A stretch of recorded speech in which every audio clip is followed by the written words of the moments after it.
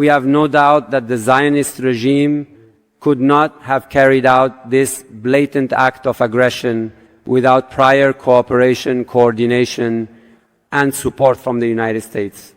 Therefore, as I have said before, the US government and American politicians must be held accountable in this matter and should know that for every drop of bloodshed in Iran, every building destroyed, every crime committed here, the United States will also be recognized as a partner in these crimes. Here it is. All three countries, Germany, France, and Britain, are part of the three European countries and the European Union as members of the JCPOA.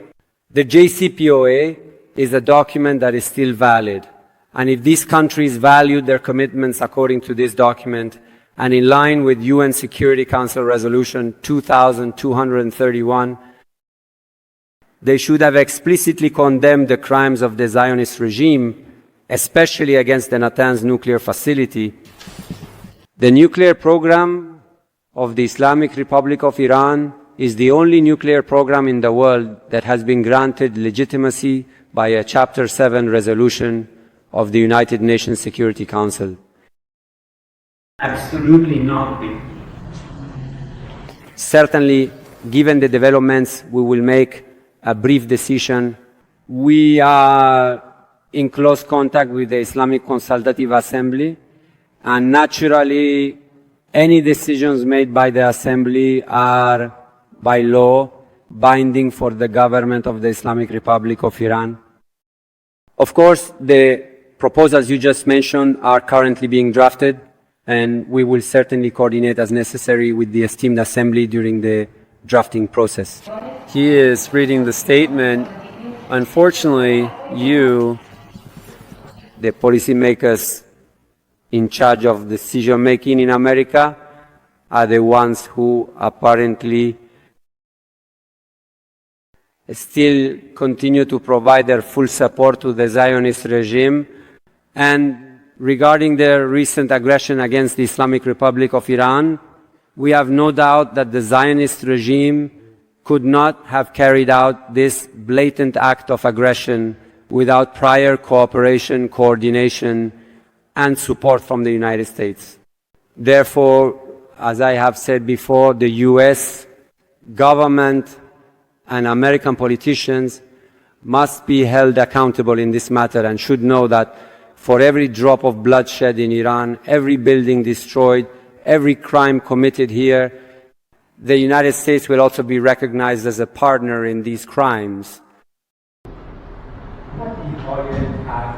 So raising the issue of negotiations is certainly meaningless under these circumstances. What I said is that they must take a clear and transparent stance.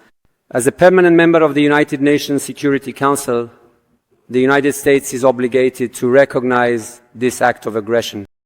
It must condemn the aggression. We cannot accept that the United States, because of its special relationship with the aggressor, has obstacles to declaring this act for what it truly is. No one accepted that. If you look at the international stances, except for one or two countries whose positions we seriously demand to be corrected and clarified, because they have, in a way, tried to side with the aggressor, and I say this explicitly, I mean Germany and France. All other countries have condemned this in this regard. Many of them, at the very least, they identify this action as an illegal armed attack. Because apart from this term, apart from this concept, there is no other concept that can be used to describe this action. The Shanghai Resolution issued a good statement condemning the attack by the Zionist regime. BRICS is holding a meeting either today or tomorrow. We are in contact with the member countries and are trying to convey our viewpoint, and we hope and expect that BRICS, like Shanghai, will understand the grave reality that has arisen in our region, namely the illegal armed attack by a criminal regime against another country. It should take an appropriate and legal stance.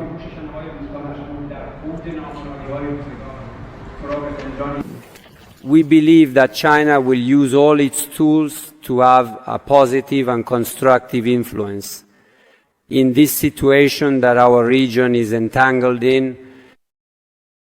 China is also an influential member in both Shanghai and BRICS, and I think most importantly it can play a very significant role in the United Nations Security Council, so that